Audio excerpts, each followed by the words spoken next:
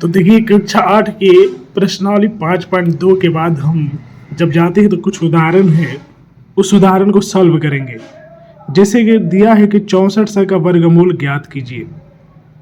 तो देखिए वर्गमूल क्या होता है कि देखिए जब भी वर्गमूल आपको निकालना होगा तो जोड़ा में होना चाहिए, या फिर देखिए वर्गमूल निकालने का मैं ये तरीका बता रहा हूँ।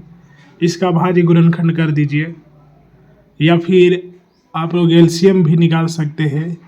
अगर आप लोग हाई क्लास में जाते हैं तो और भी अच्छा बेहतर तरीका है, लेकिन ये 8वीं क्लास में है तो 8वीं क्लास में जब वर्गमूल निकालने का आएगा तो इसी तरीके से निकालेंगे तो बेस्ट रहेगा।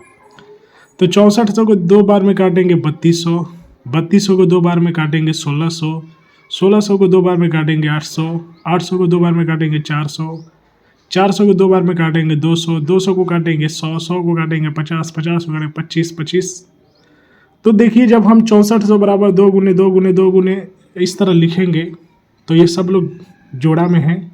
जितनी भी जोड़े में बनेंगे उनमें से एक एक ले लेंगे और इनको जब हम गुना करेंगे जो हमारा आंसर आएगा वही होगा। तो इस उदाहरण को भी हल कीजिएगा, आप लोग जितना हल करेंगे उतना अच्छा रहेगा। अब ये क्या 90 एक पूर्ण वर्ग है, तो पूर्ण वर्ग किसे कहते हैं? जिसमें पूरी की पूरी संख्या जोड़ा में हो। तो हम जब 90 का अभाज्य गुणनखंड करेंगे तो 2 गुने 5 गुने 3 गुने 3 आएगा। तो हम देख सकते हैं कि अभाज्य गुणनखंड में 2 और 5 युग्म में नहीं है, यानी कि जोड़ा में नहीं है।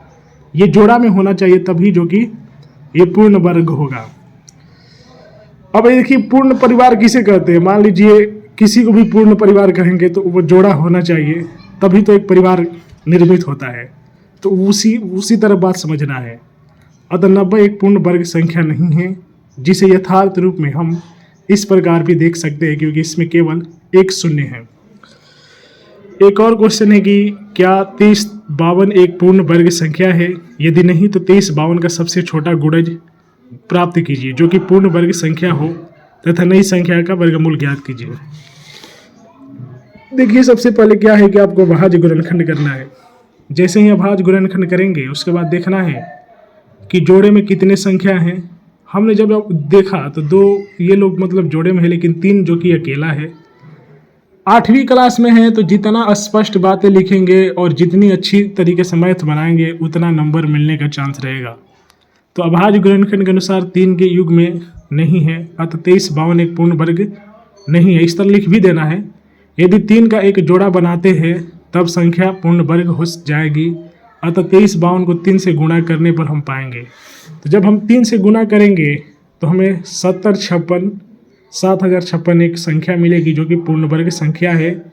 और लिखेंगे कि 2352 का सबसे छोटा गुणज 7056 है जो एक पूर्ण वर्ग संख्या है। तो इस तरह आपको करना है हल।